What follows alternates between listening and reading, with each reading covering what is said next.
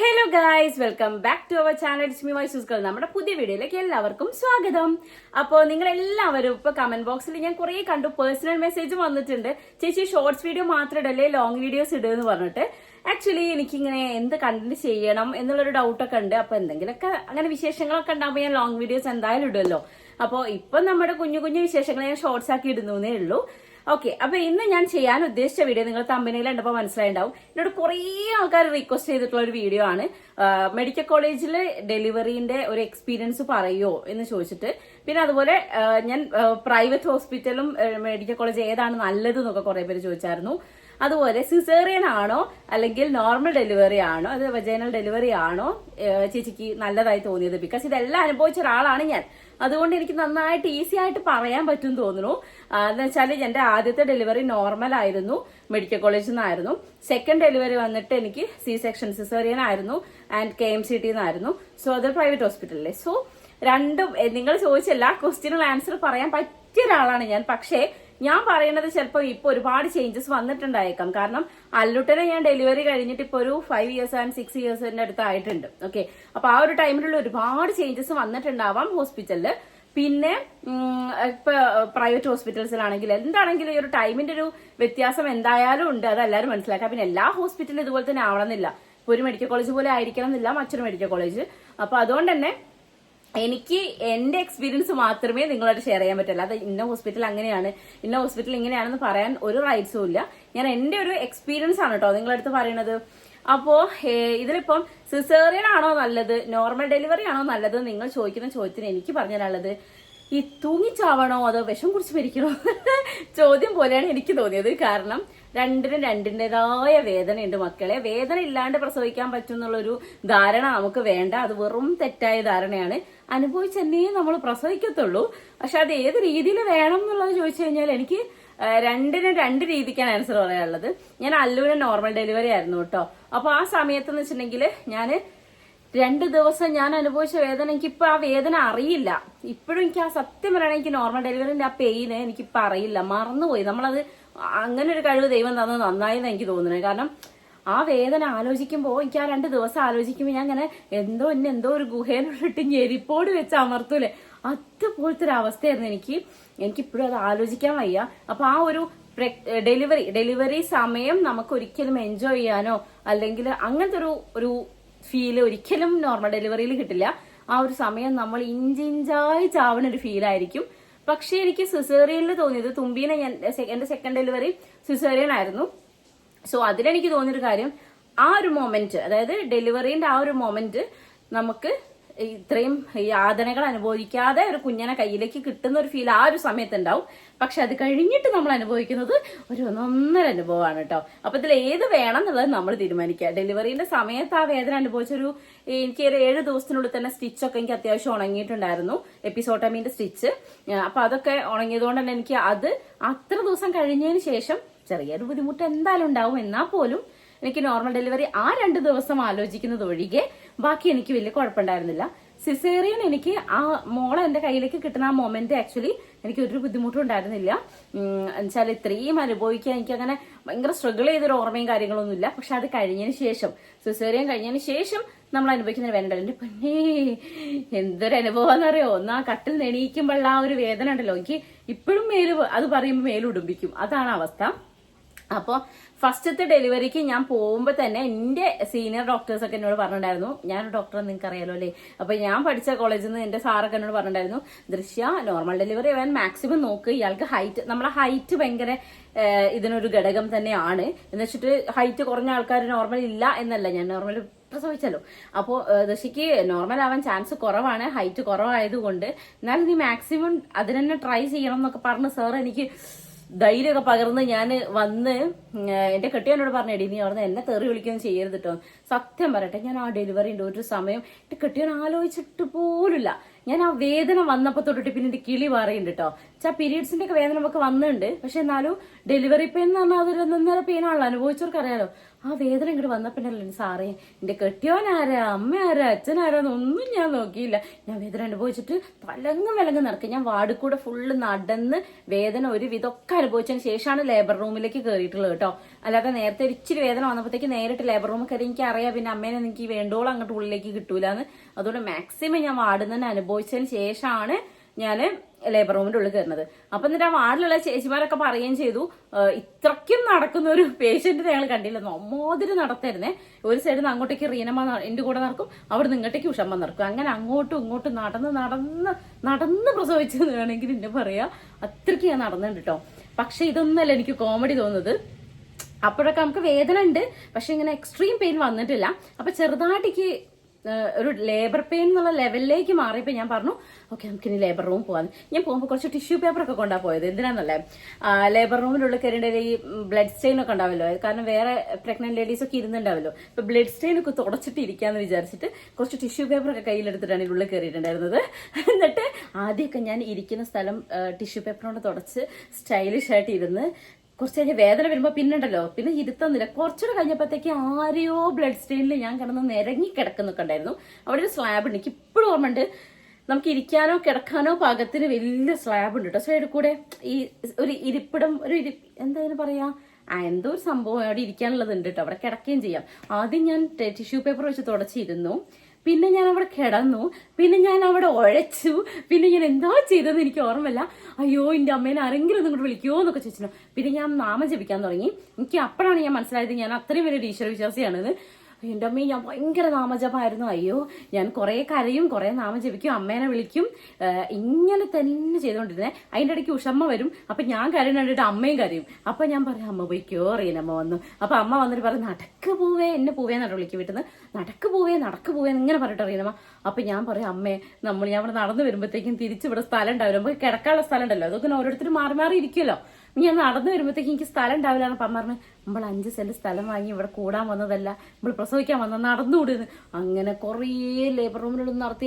എനിക്ക് തോന്നുന്നു 2 വട്ടം വാട്ടർ ബ്രേക്ക് ഉണ്ടായി എനിക്ക്.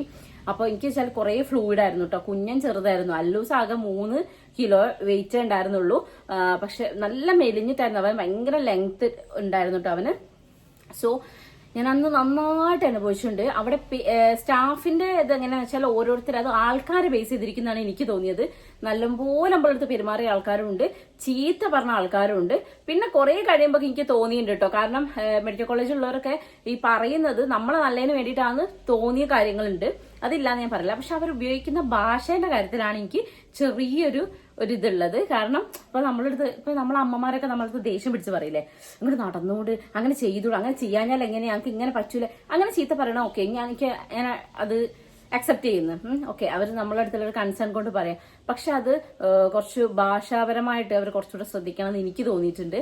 കാരണം പിന്നെ ഇത് ഈ ഗോൾഡ് അടിച്ചിട്ട് വരണം, അല്ലെങ്കിൽ മോതിരൊന്നും ഇടാൻ പാടില്ല, അതല്ലെങ്കിൽ അങ്ങനെ അറിയാത്ത എത്രയോ പേരുണ്ടാവും അല്ലേ. നോർമലി ഇപ്പൊ ഫസ്റ്റ് ഡെലിവറിക്ക് വരുന്ന ഒരു കുട്ടിക്ക് അതിന്റെ ഉള്ളിൽ കയറുമ്പോൾ എന്താ ചെയ്യേണ്ടത് എനിക്കറിയായിരുന്നു. ബിക്കോസ് എന്റെ ഫസ്റ്റ് ഡെലിവറി ആണെങ്കിൽ അതിന്റെ മുമ്പേ ഒക്കെ ഞങ്ങൾ ലേബർ റൂമിൽ ഡ്യൂട്ടിയിലൊക്കെ നിന്നതുകൊണ്ട് അതിന്റെ ഉള്ളിൽ എന്താണ് അവസ്ഥ എന്ന് ഏകദേശം എനിക്ക് അറിയായിരുന്നു. ഒന്ന് കഴിഞ്ഞ് അടുത്തത് എന്താണെന്ന് എനിക്ക് അറിയായിരുന്നു. പക്ഷെ അതൊന്നും അറിയാത്ത എത്രയോ പേര്, ഈവൻ PV എന്താണെന്ന് അറിയാത്ത ആൾക്കാർ വരെ അവിടെ ഉണ്ടായിരുന്നു. ഞാൻ അല്ലൂസർ പ്രസവിച്ച സമയത്തിന്റെ ഫസ്റ്റ് PV നടക്കുന്നത് എപ്പോഴാണെന്നറിയോ, ഞാൻ ഡെലിവറിക്ക് കുറച്ച് മുന്നേ മരുന്ന് വെക്കാൻ വേണ്ടിയിട്ടുള്ള സമയത്ത് എനിക്ക് PV. ഇപ്പോഴൊക്കെ ഇടയ്ക്കും തലയ്ക്കൊക്കെ PV ചെയ്യുന്നതൊക്കെ ഞാൻ കേട്ടിട്ടുണ്ട്. പക്ഷെ എനിക്ക് ഡെലിവറിന്റെ സമയത്തായിരുന്നു PV ചെയ്തിട്ടുണ്ടായിരുന്നുള്ളൂ. അതിന്റെ മുന്നൊന്നും PV ചെയ്തില്ല. അപ്പം എന്നെപ്പോലുള്ള എത്രയോ ആൾക്കാരുണ്ടാവും. അതിൽ എനിക്ക് PV എന്താണെന്നറിയാം. PV എന്താ, ആക്ച്വലി അവിടുന്ന് ഡോക്ടറും PVക്ക് എല്ലാവരോടും വരാൻ പറഞ്ഞപ്പോൾ എല്ലാവരും മറ്റേ ഇന്റർവ്യൂവിനൊക്കെ മറ്റേ ഫയലൊക്കെ എടുത്ത് പോകുമ്പോൾ എല്ലാവരും വരിക്ക് നിൽക്കുന്നുണ്ട്. ഞാൻ ആലോചിക്കുക ദൈവമേ PV എന്ന് പറഞ്ഞാൽ അറിയാനായിട്ടാണോ അവരിങ്ങനെ നിൽക്കുന്നത്. കാരണം എന്തോ സംഭവം കിട്ടാനുള്ള മട്ടിലിങ്ങനെ നിൽക്കുക. എനിക്കറിയാലോ ഇത് ഇത്രയും വേദനയുള്ള സാധനം. ഞാൻ ബേക്കിൽ പോയി നിൽക്കുന്നത്. എനിക്ക് സത്യം പറഞ്ഞാൽ തീരെ വേദന സഹിക്കാൻ പറ്റാത്ത ഒരാളായിരുന്നു. പക്ഷെ ഞാൻ ആ വേദനയ്ക്ക് എങ്ങനെയാണ് ഓവർകം ചെയ്തതെന്ന് എനിക്ക് ഒട്ടും അറിയില്ല കേട്ടോ. അങ്ങനെ ലാസ്റ്റ് ഞാൻ ലേബർ റൂമിനുള്ളിൽ കയറി. കുറെ കഴിഞ്ഞിട്ട് എനിക്ക് സഹിക്കാൻ പറ്റുന്നില്ല കേട്ടോ. അമ്മേന്റെ ഭാഗം അപ്പുറത്തുനിന്ന് എനിക്ക് ചീത്ത കേട്ടോണ്ട് എന്റെ അമ്മ നല്ലോണം ചീത്ത അറിഞ്ഞിരിക്കുന്നു കേട്ടോ. അത് കഴിഞ്ഞ് പിന്നെ ഞാൻ കുറെ ഇരിക്കും, കുറെ കിടക്കും, കുറെ നടക്കും. എങ്ങനെയൊക്കെയോ മുക്കിയും ഒരെണ്ണം ഫസ്റ്റ് സ്റ്റേജ് കഴിഞ്ഞ് സെക്കൻഡ് ആ റൂമിനുള്ളിലേക്ക് കയറ്റി. അതിൻ്റെ ഉള്ളിൽ കുറെ സ്റ്റേജസ് ഉണ്ട് കേട്ടോ ആക്ച്വലി. അപ്പൊ ഉള്ളിലേക്ക് കയറ്റി കഴിഞ്ഞതിന് ശേഷം എനിക്ക് ഇങ്ങനെ കുഞ്ഞൻ ഇറങ്ങി വരുന്ന പോലെ ഫീൽ ചെയ്യാണ് കേട്ടോ.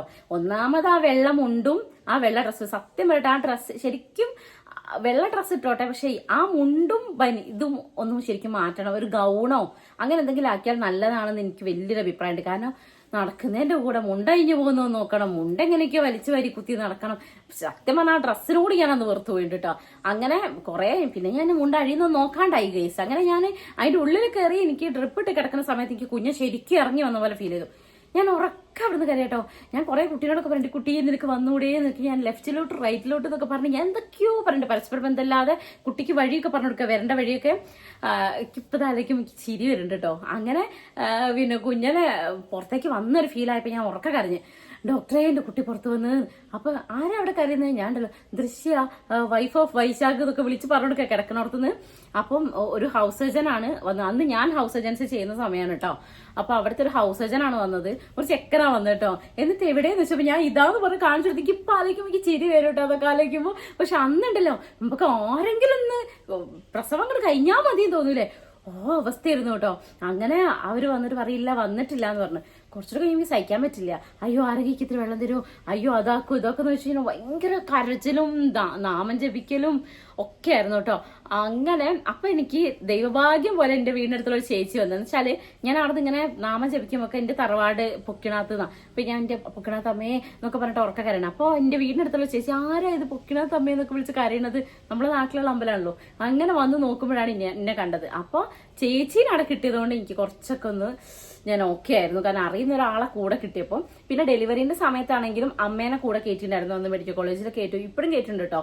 അപ്പോൾ അമ്മ അടുത്തന്നെ നിൽക്കുന്നുണ്ട്. അപ്പോൾ കുഞ്ഞിനാണ് നല്ല ലെങ്ത് ഉണ്ടായിരുന്നു. അപ്പോൾ ഞാൻ എന്നോട് എന്താ പറയാ, നമ്മള് പുഷ് ചെയ്യാൻ പറയുമ്പോൾ ഞാൻ പുഷ് ചെയ്യുന്നുണ്ട്.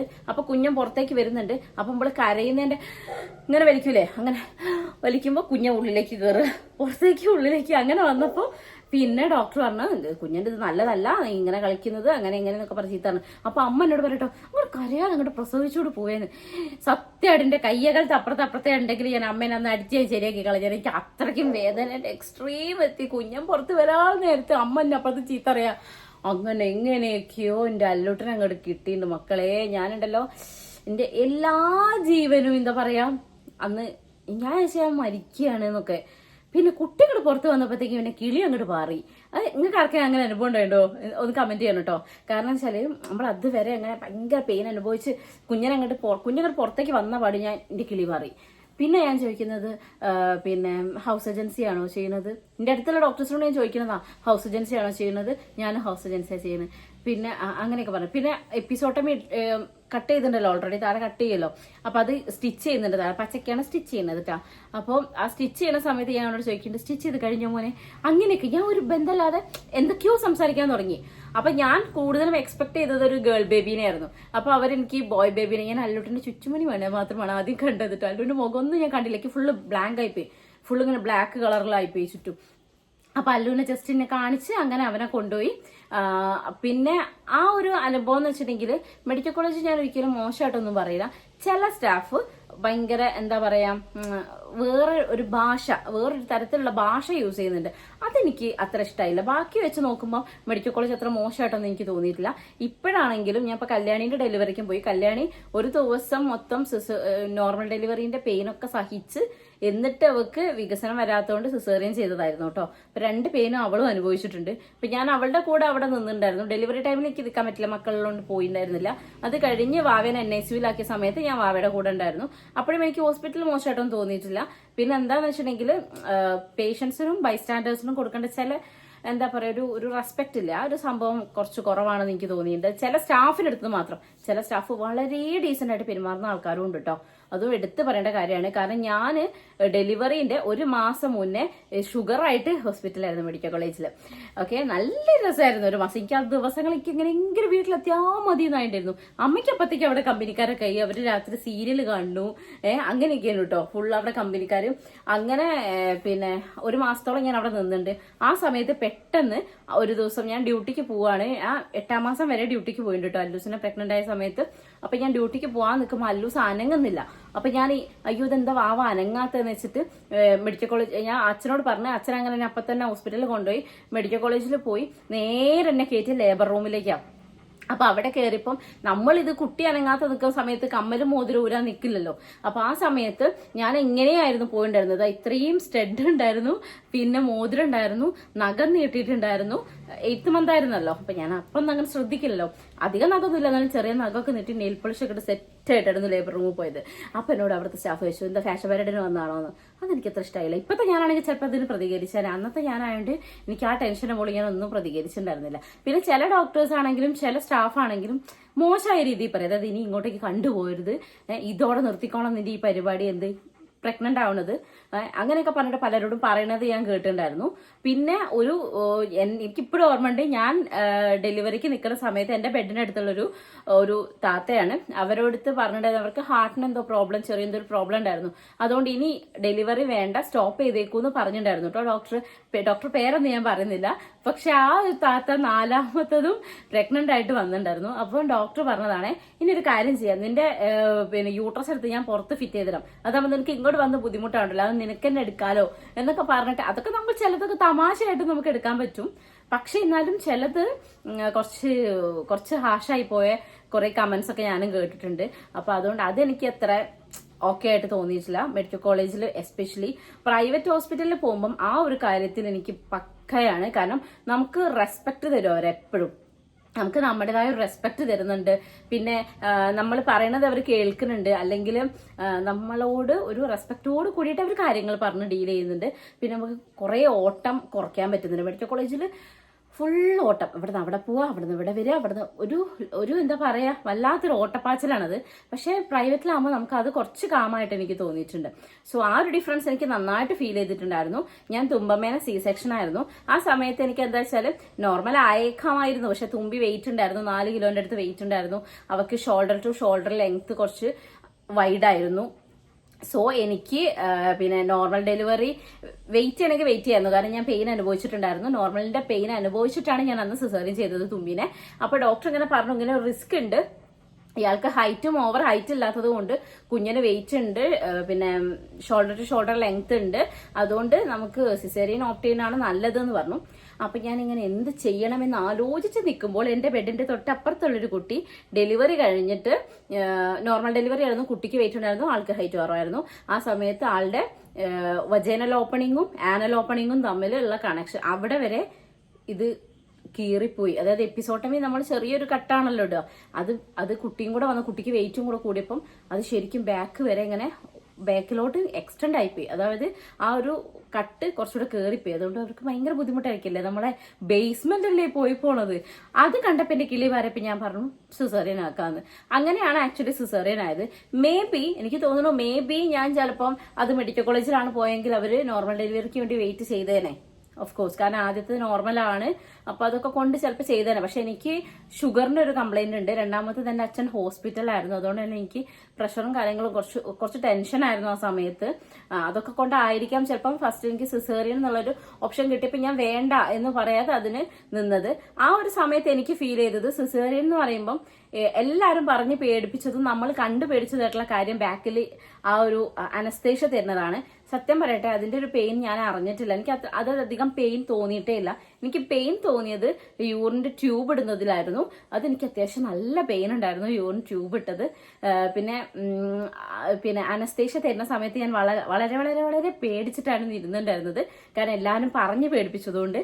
പക്ഷെ എനിക്കത് പെയിൻ ഉണ്ടായിരുന്നില്ല. പിന്നെ മൊത്തത്തിലൊരു വല ഇട്ടുമ്പോൾ ശരീരത്തിലൊരു വല ഇട്ട് വെച്ചൊരു ഫീലായിരുന്നു. അപ്പൊ എനിക്ക് കുറച്ച് ഇത് നല്ല സുഖമുള്ള പരിപാടിയാണല്ലോ എന്ന് എനിക്കപ്പൊ തോന്നിട്ടോ. കാരണം കഴിഞ്ഞ പ്രാവശ്യം എന്തിന് ഞാൻ അങ്ങനെ അലമുറട്ട് കരഞ്ഞ് ലേബർ റൂമൊക്കെ പൊട്ടിപ്പൊളിച്ച് ഞാൻ ആ കുട്ടീനെ പ്രസവിച്ച് ആദ്യത്തേന്.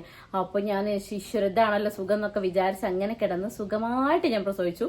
ഒരു കരച്ചിലോ ഒച്ചപ്പാടോ ഒന്നുമില്ലാതെ ഭയങ്കര ഒരു ഹോസ്പിറ്റലിലെ ബാക്ക്ഗ്രൗണ്ട് സൗണ്ട് മാത്രം വെച്ചിട്ട് ഞാൻ തുമ്പമ്മേനെ എനിക്ക് കിട്ടി.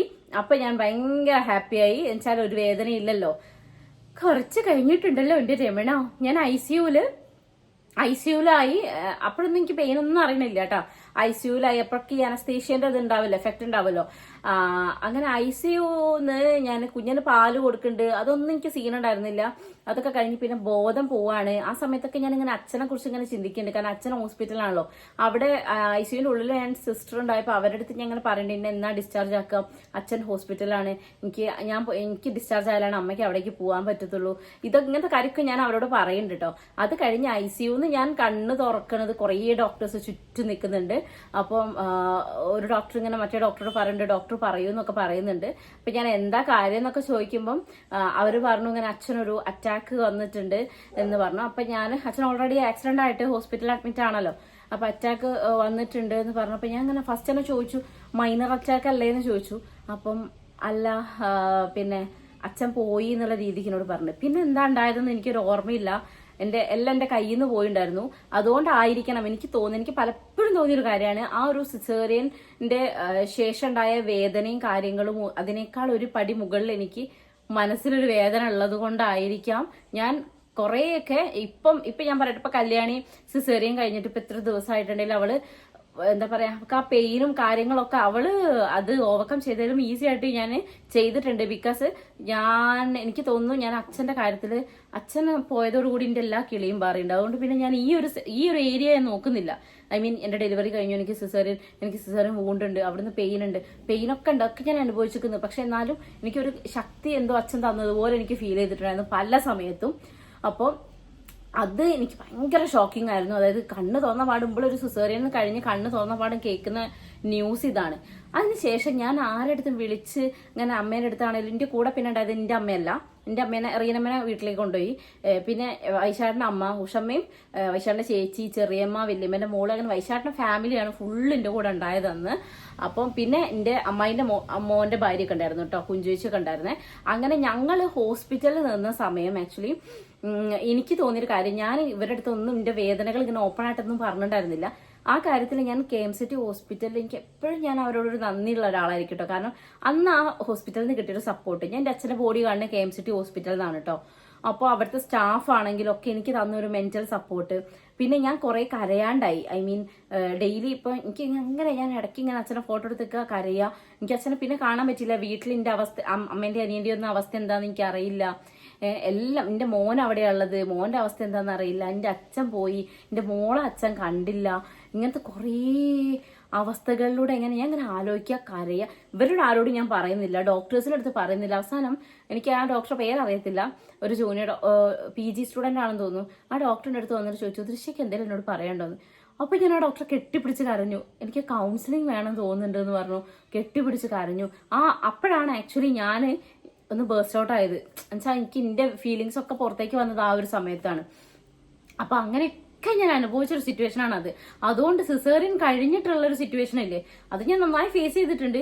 എനിക്ക് ഷുഗർ ഉള്ളതുകൊണ്ട് തന്നെ പഴുക്കാൻ നല്ല ചാൻസ് ഉണ്ടായിരുന്നു, ഇൻഫെക്റ്റഡ് ആവാൻ നല്ല ചാൻസ് ഉണ്ടായിരുന്നു. പക്ഷെ ആ കാര്യത്തിൽ ഞാൻ അമ്മേനോടും വിദ്യശേഷിനോടും എപ്പോഴും ഞാൻ അവരോട് നന്ദിയുള്ളതാട്ടോ. കാരണം കുഞ്ഞിന്റെ കാര്യമാണെങ്കിലും ഇന്റെ കാര്യമാണെങ്കിലും ഒരു അമ്മമാരിന്റെ നമ്മളെ സ്വന്തം അമ്മമാര് നമുക്ക് എങ്ങനെയൊക്കെ ചെയ്തിരുമോ അതുപോലെയൊക്കെ എനിക്ക് വിദ്യചേച്ചി ആണെങ്കിലും അമ്മയാണെങ്കിലും ചെയ്തിട്ടുണ്ട്. ചെറിയമ്മയാണ് ഫുഡൊക്കെ ഉണ്ടാക്കി കൊണ്ടുപോകുന്നത്.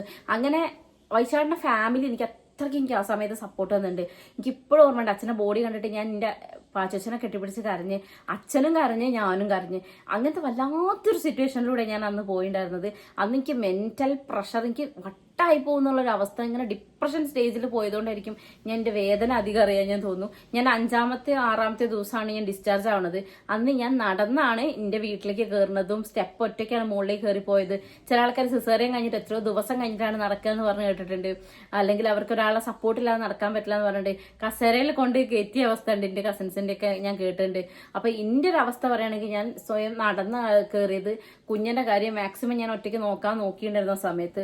കാരണം അമ്മയ്ക്ക് അങ്ങനെ ഒരു സിറ്റുവേഷൻ അല്ല. എന്നിട്ടും അമ്മ എന്റെ കൂടെ തന്നെ നിൽക്കാൻ ശ്രമിച്ചിട്ടുണ്ട് കേട്ടോ. ഞാൻ അപ്പൊ പോയപ്പോഴാണെങ്കിലും അങ്ങനെ അത്യാവശ്യം ഞാൻ മെന്റലി സഫർ ചെയ്തൊരു സമയമായതുകൊണ്ട് ഞാൻ ഫിസിക്കലി ഓവർ ഇമ്പോർട്ടൻസ് കൊടുത്തിട്ടില്ല എന്ന് തോന്നുന്നു. എന്നാലും എനിക്ക് കമ്പാരിറ്റീവ്ലി തോന്നിയത് ആ ഒരു മൊമെന്റ് നമുക്ക് വല്ലാത്ത സ്ട്രഗിള് അനുഭവിക്കേണ്ടി വരും നോർമൽ ഡെലിവറിയിൽ. പക്ഷെ സിസേറിയനിലാണെങ്കിൽ ആ ഒരു സമയം നമുക്ക് കൂളായിട്ടിരിക്കാം, പക്ഷെ അത് കഴിഞ്ഞിട്ട് നമ്മൾ അനുഭവിക്കേണ്ടി വരും.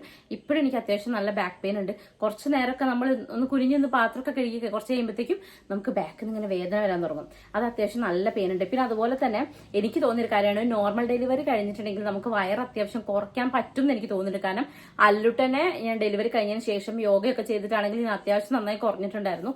പക്ഷെ തുമ്പീന്റെ ഡെലിവറിക്ക് ശേഷം വയറ് പയ്യെ പയ്യാണ് കുറയണം. ഇപ്പൊ കുറേയൊക്കെ കുറഞ്ഞു, എന്നാൽ പോലും ആ ഒരു സ്പീഡ് വളരെ കുറവാണ് വയറൊക്കെ കുറയാൻ. കാരണം നമ്മൾ അങ്ങനെ ആദ്യമേ കെട്ടുന്നും കാര്യങ്ങളൊന്നും ഇല്ലല്ലോ.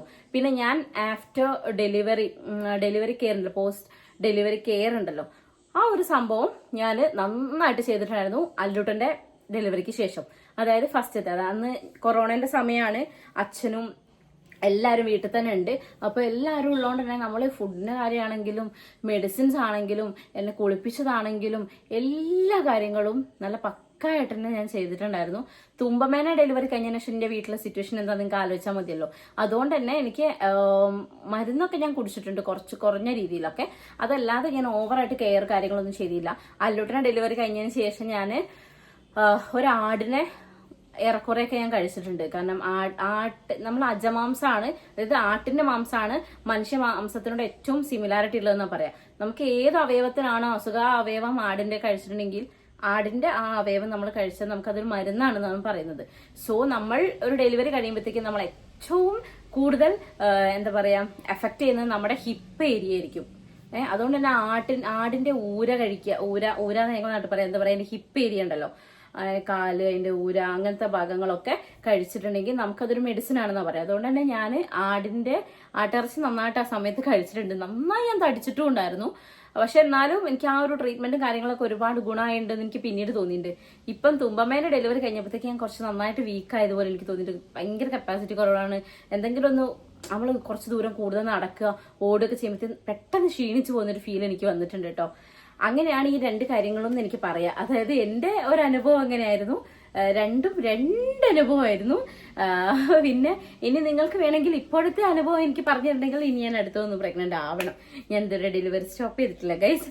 അപ്പോൾ എന്നോട് കുറെ ആൾക്കാർ ചോദിച്ചിട്ടുണ്ട് ഇത്രയൊക്കെ കിട്ടിയിട്ട് നിനക്ക് മതിയായില്ലേ എന്ന്. സംഭവം എനിക്ക് കുഞ്ഞു മക്കളെ കാണുന്ന സമയത്ത് വല്ലാത്തൊരു ആക്രാന്താണ്. എനിക്കിനൊരു കുട്ടിയുടെ വേണം. എനിക്ക് വെച്ചാൽ കുറെ കുട്ടികളെ വേണമെന്ന് എനിക്ക് തോന്നാൻ കാരണം ഇനിയുള്ള ജനറേഷനിൽ അവർക്ക് അവരെ ഉണ്ടാവത്തുള്ളൂ. ഇപ്പം എനിക്കാണെങ്കിൽ എനിക്ക് അപ്പുവിന് ഞാൻ എന്നുള്ളൊരു ഇതല്ലേ. അപ്പം കുറച്ചുകൂടെ, അതായത് ഇപ്പം എനിക്ക് ചേച്ചിയോ അനിയത്തിയോ അല്ലെങ്കിൽ ഒരു അനിയനും കൂടിയോ ഒരു ചേട്ടനും കൂടിയോ അങ്ങനെ ആരെങ്കിലുമൊക്കെ ഉണ്ടായിരുന്നെങ്കിൽ കുറച്ചുകൂടെ ഞങ്ങളെ ഫാമിലി ഒന്ന് വിപുലമായെന്ന് തോന്നുന്നില്ലേ? എനിക്കങ്ങനെ തോന്നുന്നുണ്ട്. സോ എനിക്ക് തോന്നിയൊരു കാര്യം, എനിക്കൊരു ആവയും കൂടെ വേണമെന്നൊക്കെ ആഗ്രഹമുണ്ട്. പക്ഷെ അങ്ങനെയൊക്കെ ആഗ്രഹിച്ച് ഞാൻ ഇങ്ങോട്ട് തിരിയുമ്പോൾ അല്ലൂസും തുമ്പി ഉണ്ടാവും എന്തെങ്കിലും ഒപ്പിച്ച് നിൽക്കുന്നു. അപ്പൊ ഞാൻ വിചാരിക്കും ദൈവമേ ഇനി വേണ്ട, അരുത് കാട്ടാളാ മനുഷ്യാതാന്ന് പറഞ്ഞ് നിൽക്കും. പിന്നെ എനിക്ക് ചെറിയ കുട്ടികളെ കാണുമ്പോൾ ആഗ്രഹം തോന്നും. അപ്പൊ ഞാൻ വൈശേട്ടനെ പറയും, വൈശേട്ടാ നമുക്ക് അടുത്ത കുട്ടീനെ നമുക്ക് അല്ലുവിന്റെനും തുമ്പീന്റെനും എനിക്ക് ഞാൻ കുറെ കാര്യങ്ങൾ ആഗ്രഹിച്ചിട്ട് ഒന്നും നടത്തിയിട്ടില്ല കേട്ടാ.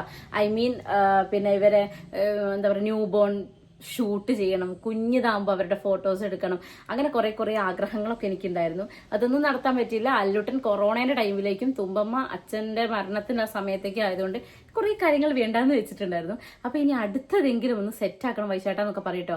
അപ്പൊ ഏട്ടൻ പറയും നീ ഇന്നലെയല്ലേ പറഞ്ഞത് നിനക്ക് ഇനി കുട്ടികളെ വേണ്ടാന്ന്. അപ്പൊ ഞാൻ പറ ആ ശരിയാ. അങ്ങനെയാണ് ഞാൻ ഇടയ്ക്കിടയ്ക്ക് എനിക്ക് ഇനി കുട്ടി വേണമെന്ന് തോന്നും, ഇടയ്ക്കിടയ്ക്ക് എനിക്ക് ഇനി കുട്ടി വേണ്ടെന്ന് തോന്നും ഗൈസ്. അങ്ങനെ ഒരു നൂൽപ്പാലത്തിലൂടെയാണ് ഞാൻ പോയിക്കൊണ്ടിരിക്കുന്നത്. ഓക്കെ, അപ്പം ഇതൊക്കെ ആയിരുന്നു എന്റെ അനുഭവം. നിങ്ങൾക്കിതിൽ ഏതാണ് നിങ്ങളുടെ അനുഭവം എന്താ നിങ്ങൾ കമന്റ് ചെയ്യട്ടോ. എനിക്ക് അല്ലാതെ മോശപ്പെട്ട അനുഭവം എന്ന് പറയാൻ എനിക്ക് ഹോസ്പിറ്റലിൽ നിന്ന് എനിക്ക് അനുഭവിക്കേണ്ടി വന്നില്ലല്ലോ. മറ്റുള്ളവർ പറയുന്നത് നല്ലോണം കേട്ടിട്ടുണ്ടായിരുന്നു. ഇപ്പൊ റീസെന്റ് ഞാൻ കല്യാണീന്റെ ഡെലിവറിക്ക് പോയപ്പോ NICU ഉണ്ടായിരുന്നു എന്ന് പറയില്ലേ, NICU കയറിയ സമയത്ത് അവിടെ ഒരു സ്റ്റാഫ് വേറൊരു കുട്ടിയുടെ അടുത്ത്, കുട്ടിയുടെ അമ്മ കുട്ടിക്ക് ഡെലിവറി കഴിഞ്ഞ് നിൽക്കുന്ന കുട്ടിക്ക് ബ്രസ്റ്റ് പിഴിഞ്ഞു കൊടുക്കുന്നുണ്ടായിരുന്നു, കുഞ്ഞിന് പാൽ കൊടുക്കാൻ വേണ്ടിയിട്ട്. അപ്പോൾ പിന്നെ ഈ ചേച്ചി തുടക്കുന്ന ചേച്ചിയുടെ സ്റ്റാഫാണ്. അപ്പൊ ചേച്ചി ഇങ്ങനെ പറഞ്ഞിട്ടുണ്ടായിരുന്നു, നിങ്ങൾ എന്തിനാണ് അമ്മ ഇതൊക്കെ ചെയ്തു കൊടുക്കുന്നത്, അവരെന്നെ ചെയ്യട്ടെ, കല്യാണം കഴിഞ്ഞിട്ട് നിങ്ങൾ അവരുടെ കൂടെ പോയിരുന്നോ, അതുവരെ ഓക്കെ, എല്ലാത്തിനും അവർ നിങ്ങളെ കൂട്ടിയിരുന്നു, അവരൊറ്റയ്ക്കല്ലേ ചെയ്തത്, അപ്പൊ ഇതും അവരൊറ്റയ്ക്ക് ചെയ്തോളും. പക്ഷെ ആ ഒരു ടോക്ക് എനിക്ക് ഇഷ്ടപ്പെട്ടില്ല. അവർക്ക് പറഞ്ഞു കൊടുക്കാം, അമ്മ എപ്പോഴും ഇങ്ങനെ സപ്പോർട്ട് ചെയ്യരുത്, അവരൊറ്റയ്ക്ക് ചെയ്യട്ടെ, എല്ലാം ഒറ്റയ്ക്ക് ചെയ്ത് പഠിക്കട്ടെ എന്നൊക്കെ പറയണത് ഓക്കെ. പക്ഷെ മറ്റുള്ള ഒരു ദ്വയാർത്ഥം വരുന്ന സംസാരം വന്നപ്പോ എനിക്കത് എന്താ അവരങ്ങനെ പറയണതെന്ന് കേട്ട് നിൽക്കുന്നവർക്ക് തോന്നുന്ന രീതിയിലുള്ള ഡയലോഗ്സ് ഒക്കെ കുറച്ചുകൂടെ ബെറ്റർ ആണ്. അത് ഓരോരുത്തരുടെ പേഴ്സണൽ ക്യാരക്ടറാണ്. നല്ല അടിപൊളിയായിട്ട് ബിഹേവ് ചെയ്യുന്ന എത്രയോ സ്റ്റാഫ് ഉണ്ട് കേട്ടോ. അന്ന് ഞാൻ NICUവിൽ വാവേനയും കൊണ്ട് പോയ സമയത്ത് നമ്മളെ വ്ളോഗ് കാണുന്ന ഒരാളാന്നൊക്കെ പറഞ്ഞിട്ട് അവിടുത്തെ ഒരു സ്റ്റാഫിന്റെ അടുത്ത് ഒന്ന് സംസാരിച്ചിട്ടുണ്ടായിരുന്നു. സോ ഒത്തിരി പേര് നല്ല രീതിക്ക് പേഷ്യൻസിന്റെ അടുത്തൊക്കെ ബിഹേവ് ചെയ്യുന്നവരുണ്ട്, അതല്ലാത്തതുണ്ട്. അത് ഈ ഡെലിവറി എന്നുള്ള കാര്യത്തിന് മാത്രമല്ല, എത്രയോ പീഡിയാട്രീഷ്യൻസ്, എത്രയോ പേര് ഭയങ്കര ഹാഷായിട്ട് പെരുമാറുന്നവരുണ്ട്, നല്ല സോഫ്റ്റ് ആയിട്ട് നമ്മളോട് ഫ്രണ്ട്ലി ആയിട്ട് പെരുമാറുന്നവരുണ്ട്, മൈൻഡ് ആക്കാതെ വെറുതെ മരുന്ന് എഴുതി പോകുന്ന ആൾക്കാരുണ്ട്. അത് ഓരോരുത്തരുടെ ക്യാരക്ടറാണ്. ഒരു ഹോസ്പിറ്റലിനെ പ്രൈവറ്റോ അല്ലെങ്കിൽ പിന്നെ എന്താ പറയുക ഗവൺമെന്റോ എന്നുള്ളതിന് വേർതിരിച്ചല്ല, ഓരോരുത്തരുടെ പേഴ്സണൽ ക്യാരക്ടേഴ്സിനെ ബേസ് ചെയ്തിട്ടായിരിക്കുന്നതാണ് എനിക്ക് തോന്നിയിട്ടുള്ളത്. പിന്നെ എനിക്ക് KMCT കുറച്ചുകൂടെ സെറ്റായിരുന്നു. എന്റെ ഡോക്ടർ നസീമ ബീവി എന്ന് പറഞ്ഞ ഡോക്ടറായിരുന്നു. ഡോക്ടർ മെഡിക്കൽ കോളേജിലെ ഡോക്ടറായിരുന്നു. അവിടുന്ന് റിട്ടയർ ആയിട്ടാണ് KMCTയിൽ വന്നത്. സോ ഡോക്ടർ ആണെങ്കിൽ എനിക്ക് ഭയങ്കര കംഫർട്ടബിൾ ആയിരുന്നു കേട്ടോ. എനിക്ക് സംസാരിക്കാനൊക്കെ ഭയങ്കര ഇഷ്ടമാണ് ഡോക്ടറെ അടുത്ത്. ഡോക്ടർ എന്നോട് എപ്പോഴും ഓർമ്മയുണ്ട്, എനിക്ക് ദൃശ്യ മോളാണ് കേട്ടോ എന്ന് പറഞ്ഞപ്പോൾ ഞാൻ ശരിക്കും ഭയങ്കര, എനിക്കിങ്ങനെ എന്തോ ലോകം കീഴടക്കിയ സന്തോഷമായിരുന്നു. കാരണം എനിക്ക് പെൺകുട്ടികൾ ഉണ്ടാവുന്ന ഭയങ്കര ആഗ്രഹമായിരുന്നു കേട്ടോ. അപ്പൊ തുമ്പി മോളാണെന്ന് കേട്ടപ്പോൾ എനിക്ക് ഭയങ്കര സന്തോഷമായിരുന്നു. അത് കഴിഞ്ഞ് നെക്സ്റ്റ് ഡോക്ടറിനോട് ചോദിച്ചത് ദൃശ്യ ഡെലിവറി സ്റ്റോപ്പ് ചെയ്യുന്നുണ്ടോ എന്ന്. അപ്പൊ ഞാൻ പറഞ്ഞു ഇല്ല മാം, സ്റ്റോപ്പ് ചെയ്യുന്നില്ല. വളരെ നല്ലൊരു ഡിസിഷൻ ആണെന്ന് പറഞ്ഞിട്ടോ ഡോക്ടർ. അതെനിക്ക് ഇപ്പോഴും ഓർമ്മയുണ്ട്. അങ്ങനെ അപ്പോൾ എനിക്ക് നല്ലൊരു അനുഭവമായിരുന്നു. ചിലർക്ക് ഇപ്പൊ പേടിച്ചിട്ട് കല്യാണം പറഞ്ഞാൽ ഇനി ഞാൻ ഈ പരിപാടിക്കേ ഇല്ല എന്നാണ്. പക്ഷെ അല്ലൂസിനെ പ്രസവിച്ച് കഴിഞ്ഞപ്പോൾ ഞാൻ അവിടെ തന്നെ വീൽ ചെയറിൽ കൊണ്ടുവരുന്ന സമയത്ത് ഞാൻ പറഞ്ഞിട്ടുണ്ടായിരുന്നു ഇനി ഈ പ്രദേശത്തേക്ക് ഞാൻ വരില്ല എന്ന്. പറഞ്ഞ വാക്ക് ഞാൻ പാലിച്ചു. പിന്നെ ഞാൻ ആ പ്രദേശത്തേക്ക് പോയില്ല, KMCTയിലേക്കാണ് പോയത്. എന്നാലും ഞാൻ അങ്ങനെയൊക്കെ പറഞ്ഞാലും എനിക്ക് കുട്ടികളെ ഭയങ്കര ഇഷ്ടമാണ് കേസ്. ഞാൻ നന്നായി തിന്നിട്ടുണ്ട്, ഒരുപാട് അനുഭവിച്ചിട്ടുണ്ട്. പക്ഷെ എന്നാലും നമുക്ക് മക്കളെ മുഖത്തേക്ക് നോക്കുമ്പോൾ ഒരു സന്തോഷം ഉണ്ടാവല്ലോ അത്. പിന്നെ പോസ്റ്റ്മോർട്ടം ഡിപ്രഷനെ കുറിച്ച് ആരൊക്കെയോ ചോദിച്ചിട്ടുണ്ടായിരുന്നു. എനിക്കുണ്ടായിരുന്നു വളരെ ചെറിയ രീതിയിൽ. നന്നായി എക്സ്ട്രീമായിട്ട് അനുഭവിക്കുന്നവർ വേറെ ഉണ്ടായേക്കാം. അപ്പൊ അതൊക്കെ നമുക്ക് വേറെ ഏതെങ്കിലും ഒരു വീഡിയോയിൽ എന്തെങ്കിലുമൊക്കെ പറയാട്ടാ. അപ്പൊ ഇതൊക്കെ ആയിരുന്നു എന്റെ അനുഭവം. എന്റെ അനുഭവത്തിലുള്ള കാര്യങ്ങളൊക്കെ ഞാൻ പറഞ്ഞിട്ടുണ്ട്. അത്രയൊക്കെ തന്നെ. എന്ന് വെച്ചാൽ ഇത് കേട്ടിട്ട് എന്റെ ദൈവമേ ഞാൻ ഇനി പ്രസവിക്കാനില്ല എന്നൊന്നും ആരും വിചാരിക്കണ്ട. നമ്മൾ എത്രയൊക്കെ വേദന അനുഭവിച്ചു കഴിഞ്ഞാലും ഇതൊക്കെ കഴിഞ്ഞിട്ട് നമ്മൾ സന്തോഷം അനുഭവിക്കുന്ന ഒരു സമയമുണ്ട്. എപ്പോഴറിയോ, ആ കുഞ്ഞിനെ അങ്ങോട്ട് കയ്യിലേക്ക് കിട്ടുമ്പോൾ ശരിക്കും ഇവന് വേണ്ടിയിട്ടാണല്ലോ ഞാൻ ഇത്രയും അനുഭവിച്ചത് എന്നുള്ളൊരു ഫീലില്ലേ. ആ ഒരു ഫീൽ എന്ന് വെച്ചിട്ടുണ്ടെങ്കിൽ ഏറ്റവും നമ്മൾ എന്താ പറയാ, നമ്മൾ മരിക്കാൻ പോകുന്ന അത്ര വേദന അനുഭവിച്ചിട്ടും അതിലൊരു സന്തോഷം നമ്മളെ മുഖത്ത് വിടരും കുഞ്ഞിനെ കാണുമ്പോൾ. ആ ഒരു ഫീൽ ഉണ്ടല്ലോ, അത് അനുഭവിച്ചാൽ തന്നെ മനസ്സിലാവാത്ത അത്രയും എന്താ പറയാ, ഭയങ്കര ഹാപ്പി ഒരു മൊമെന്റ് ആണ്. അത് രണ്ട് രീതിയിൽ ഞാൻ അനുഭവിച്ചിട്ടുണ്ട്. അല്ലുവിൻ്റെനും തുമ്പീനേനും ഞാൻ അത്രയ്ക്കും ഹാപ്പി ആയിരുന്നു ആ രണ്ട് മക്കളെ എൻ്റെ കയ്യിലേക്ക് കിട്ടിയ സമയത്ത്. അപ്പോൾ നമ്മൾ ഇത്രയൊക്കെ വേദന അനുഭവിച്ചിട്ടുണ്ടല്ലോ, നമുക്ക് അങ്ങനെ ഒരു ഭാഗ്യം കിട്ടിയല്ലോ. നമുക്ക് ഒരു കുഞ്ഞിന് വേണ്ടിയിട്ടാണല്ലോ നമ്മൾ ഇത്രയും വേദന അനുഭവിച്ചത്. അതാലോചിക്കുമ്പോൾ നമുക്ക് ഒത്തിരി സന്തോഷിക്കാൻ തോന്നും. അതുപോലെ ഈ ഡെലിവറിക്ക് ശേഷം നമ്മളൊന്ന് വണ്ണം വെച്ചു, അല്ലെങ്കിൽ ഭയങ്കര ചബ്ബിയല്ല, നമുക്ക് വയറുണ്ട്, അതൊക്കെ പറഞ്ഞിട്ട് ബോഡി ഷേം ചെയ്യുന്ന എത്രയോ ആൾക്കാരില്ലേ. അപ്പൊ നമ്മളെ കാണുമ്പോൾ നിനക്ക് ഇതിനെ നീ എന്താണ് കുഞ്ഞിനൊന്നും കൊടുക്കുന്നില്ലേ, നീയാണോ കഴിക്കുന്നത്, അല്ലെങ്കിൽ ഒന്ന് പ്രസവിച്ചപ്പോഴത്തേക്ക് എന്താ കഴിക്കാന്നൊക്കെ ചോദിക്കുന്നത്. ആക്ച്വലി നമുക്കത് സങ്കടം ഉണ്ടാവും. പക്ഷെ എന്നാലും അപ്പം നമുക്ക് പറയാൻ പറ്റുന്ന ഒരേ ഒരു ഡയലോഗ് എന്താ അറിയോ, ഒരു കുട്ടീനെ കൈ കിട്ടിയിട്ട് നടിച്ചതല്ലേ, സാരല്ല, അത് ഞാൻ അങ്ങ് സഹിച്ചെന്ന് ഞാൻ പറയാറ്. എന്റെ മനസ്സിലുണ്ടാവും, ഓ ദുഷ്ടൻ കലമാട്ടൻ എന്നോട് എന്താ ഈ പറയുന്നതൊക്കെ എന്റെ മനസ്സിലുണ്ടാവും. പക്ഷെ ഞാൻ അങ്ങനെ പറഞ്ഞു, ഒരു കുട്ടീനെ കൈ കിട്ടിയിട്ടില്ലേ, സാരല്ല, ഞാൻ സഹിച്ച് എന്ന് പറയും. എന്നിട്ട് വീട്ടിൽ വന്നിട്ട് അലക്കും പണ്ടേരം വയറൊന്നും താവുന്നില്ലല്ലോ, അങ്ങനെയൊക്കെ ചിന്തിക്കുമെങ്കിലും നമുക്ക് സന്തോഷം ഉണ്ടാവും നമ്മളെ കയ്യിലേക്ക് നമ്മളെ കുഞ്ഞന്മാരെ കിട്ടുമ്പോൾ. അതുകൊണ്ട് ഈ വേദനയൊക്കെ അനുഭവിക്കണമല്ലോ, എനിക്ക് കുട്ടി വേണ്ടെന്നൊന്നും ആരും ചിന്തിക്കരുത്. ഞാൻ ഒരു കോമഡി കൂടെ പറയാം. എന്നുവെച്ചാല് ഞാന് ഡ്യൂട്ടിക്ക് പഠിക്കുന്ന സമയത്ത് നമുക്ക് ഡ്യൂട്ടി കിട്ടുമല്ലോ. ആ സമയത്ത് ഞാൻ ഫസ്റ്റ് ലേബർ റൂമിൽ കയറിയപ്പോൾ ഞാൻ നോർമൽ ഡെലിവറിയുടെയാണ് ഫസ്റ്റ് കണ്ടത്. നോർമൽ ഡെലിവറി കണ്ടപ്പോഴത്തേക്ക് എന്റെ കിള്ളി പറയും. കാരണം എന്ന് വെച്ചാൽ ഇവർ കരയണോ, നമ്മളെക്കാളും ആരോഗ്യം കുറഞ്ഞ ആൾക്കാർ പ്രസവിക്കാൻ വന്നിട്ട് അവർക്ക് പാലൊന്നും പിഴിയാൻ വയ്യാണ്ട് ഞാനൊക്കെ ഇന്ന് പിഴിഞ്ഞു കൊടുത്തിട്ടുണ്ട് കേട്ടോ. അങ്ങനെ ആ ഒരു സിറ്റുവേഷൻ കണ്ടപ്പോൾ ഞാൻ പറഞ്ഞു എനിക്ക് നോർമൽ ഡെലിവറി വേണ്ടാന്ന്. അങ്ങനെ ഞാൻ പറഞ്ഞു നമുക്ക് ഇനി സിസേറിയനെ, ഞാൻ എന്റെ ഫ്രണ്ട്സിന്റെ അടുത്താ പറഞ്ഞിട്ട് ഞാൻ സിസേറിയനൊക്കെ നല്ലതെന്നൊക്കെ പറഞ്ഞു. പിന്നെ അടുത്ത ഞങ്ങൾ സിസേറിയനിൽ കാണാൻ ഞങ്ങൾ OPയിൽ സിസേറിയന്റെ വൂണ്ട് ഇൻഫെക്റ്റഡ് ആയിട്ട് പഴുത്തിട്ട് ഒരു കുട്ടി വന്നു. എന്നിട്ട് അവരെ അവിടെ കിടത്തിയിട്ട് ഇത് പച്ചയ്ക്ക് ഇങ്ങനെ പറിച്ചെടുക്കണ്ടായിരുന്നു. അതായത് അതിൽ പഴുപ്പ് സലൈൻ വാട്ടർ യൂസ് ചെയ്തിട്ട് ആ പഴുപ്പ് ഇങ്ങനെ എടുത്ത് റിമൂവ് ചെയ്യുന്ന കണ്ടപ്പോൾ എന്റെ കിളി പറയും, എന്റെ ദൈവമേ ഞാൻ ഇനി ഈ സെക്ഷനും ഇല്ല, എനിക്ക് കുട്ടികൾ വേണ്ട, കോപ്പർട്ടി എങ്ങാനും ഇടാന്ന്. അടുത്ത കേസ് എന്തായിരുന്നു അറിയോ, കോപ്പർട്ടി ഇട്ടു, കോപ്പർട്ടി കാണുന്നില്ല. അതായത് അതിന്റെ ആ ഒരു ത്രെഡ് പുറത്തേക്ക് ഉണ്ടാവും, അത് കാണില്ല എന്ന് പറഞ്ഞിട്ട് ഒരു കൊടിയിൽ പോലത്തെ സാധനം വെച്ചിട്ട് ഉള്ളിൽ നിന്ന് ആ കോപ്പർട്ടി ചോരയോട് കൂടി പുറത്തേക്ക് എടുത്തതും കൂടെ കണ്ടപ്പോൾ കോപ്പർട്ടി ഇടേണ്ട പൂതിയും മാറി.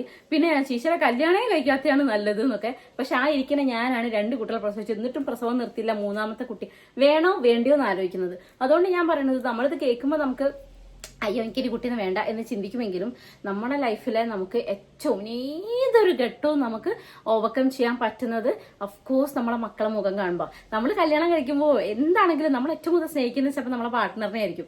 എൻ്റെ വൈശാട്ടൻ എന്ന് പറഞ്ഞിട്ടുണ്ടെങ്കിൽ എനിക്ക് വൈശാട്ടൻ എന്നോട് എന്ത് ഇനിയിപ്പോൾ ഒന്നും ചെയ്തിട്ടില്ല എന്നാലും ഞാൻ പറയണേ, ഇത് കണ്ടിട്ട് ഞാൻ എന്താണ് ഇതിനോട് ചെയ്തതെന്ന് മൂപ്പരിനോടൊന്ന് ചോദിക്കും. പക്ഷെ എന്നാലും നമ്മൾ എന്ത് ചെയ്തിട്ടുണ്ടെങ്കിലും നമുക്കത് മറക്കാൻ പറ്റുന്ന ഒരു ഇതെന്താ വെച്ചാൽ മൂപ്പരുള്ള സ്നേഹം കൊണ്ടായിരിക്കും, നമ്മളെ പാർട്ട്ണറുടെ അടുത്തൊരു സ്നേഹമായിരിക്കും. പക്ഷെ നമ്മുടെ ലൈഫിൽ നമ്മൾ മുന്നോട്ടേക്ക് ജീവിക്കണം, അല്ലെങ്കിൽ എന്തൊരു സിറ്റുവേഷൻ ആണെങ്കിലും അത് ഓവർകം ചെയ്യണം എന്ന് തോന്നുന്നത് നമ്മളെ മക്കളെ മുഖത്തേക്ക് നോക്കുമ്പോഴാണ്. അപ്പൊ ആ ഒരു ഭാഗ്യം നമുക്ക് കിട്ടുമ്പോൾ നമുക്കത് ഒരിക്കലും വേണ്ടാന്ന് വെക്കരുത്. നമ്മൾ എത്ര വേദന സഹിച്ചിട്ടാണെങ്കിലും നമ്മളെ കയ്യിലേക്ക് ആ ഒരു ഭാഗ്യം എത്തുന്നതാണ് നമ്മുടെ ഏറ്റവും വലിയ ഭാഗ്യം. ഓക്കെ, അപ്പൊ എന്റെ ലൈഫിൽ ഞാൻ ഏറ്റവും ഭാഗ്യമായിട്ട് കാണുന്ന 2 മക്കളെയാണ്. അപ്പൊ അവരെ 2 പേരും കിട്ടിയ കഥയാണ് ഞാൻ നിങ്ങളുടെ അടുത്ത് പറഞ്ഞത്. ഇനി ഇതൊന്നും കേട്ടിട്ട് ഞാൻ ഇനി പ്രസവിക്കില്ല, ഞാനത് ആ വീഡിയോ ഒക്കെ കണ്ടിട്ട് അയ്യോമേ എനിക്ക് പ്രസവിക്കണ്ട, പിന്നെ പ്രഗ്നന്റ് ആയിട്ടുള്ളവർ അയ്യോ എനിക്ക് വയ്യേ, എനിക്ക് ഇത്രയും വേദന സഹിക്കാൻ വയ്യെന്നൊന്നും ആലോചിക്കണ്ട, അതൊക്കെ കണ്ട് നടക്കും. ഓക്കെ, നമുക്ക് വിധിച്ചതുപോലെ നമുക്ക് നടക്കും. ചിലപ്പോൾ നോർമൽ ആയിരിക്കാം, നമുക്ക് ചിലപ്പോൾ സിസേറിയൻ ആയിരിക്കാം. 2 ആണെങ്കിലും ഒരു ബുദ്ധിമുട്ടും ഇല്ലാതെ, ഒരു അസുഖങ്ങളും കാര്യങ്ങളും ഇല്ലാതെ ഒരു കുഞ്ഞിനെ നമുക്ക് ആരോഗ്യത്തോടു കൂടി കിട്ടാൻ വേണ്ടി പ്രാർത്ഥിക്കാം. ഓക്കെ, അപ്പൊ എന്തായാലും അടുത്ത വീഡിയോയിൽ കാണുന്നവരെ tata bye bye, see you guys, by.